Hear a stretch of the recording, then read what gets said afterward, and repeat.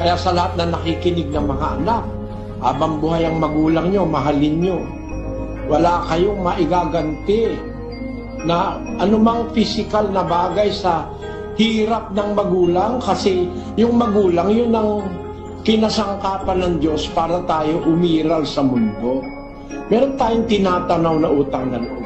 Napag-aral ka, hindi ka napag-aral, hindi mabait ang magulang mo, masama ang magulang mo para sa'yo, pero yung lumaki ka lang, marami siyang ginawa para sa'yo. Pinaglihi ka, siyam na buwang kang dala-dala, nung ipanganak ka, nabingit sa buhay, ang buhay niya sa kamatayan, tapos pinadedi ka, napuyat siya pagtulog ka. Kasi kung di ka niya ginawa ng ganon, patay ka eh.